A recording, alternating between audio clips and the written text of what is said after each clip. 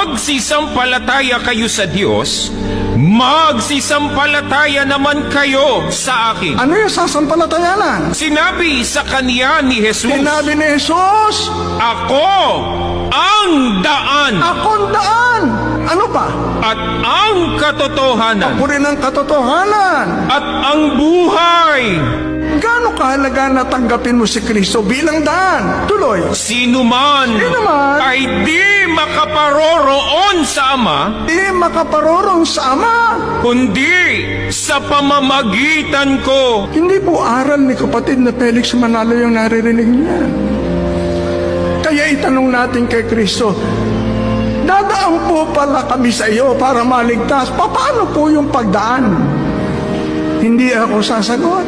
Pakinggan yung sagot ni Kristo. Kaya't muling sinabi ni Jesus, tandaan ninyo, ako ang pintuang dinaraanan ng mga tupa. Ako ang pintuan. Ang sino mang taong pumasok sa loob ng kawan, Sa loob ng kawan, gaano kahalaga yun? sa pamamagitan ko ay maliligtas. Gusto nating maligtas. Malapit ng araw ng paghukom. Sabi ni Kristo, akong pintuan, halika, pumasok ka sa akin, pumasok ka sa kawan. Sa pamamagitan ko, ikaw nakasisiguro ligtas. Lino yung kawan. Gawa 20:28, Biblia uli. Ingatan ninyo kung gayon ang inyong sarili at ang buong kawan.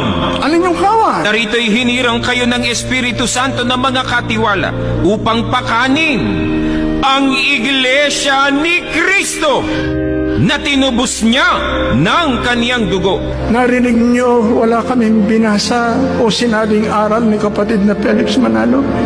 Sapagkat napakalaki ng aming pag-ibig na kayo na nakikinigin maakit sa katotohanan.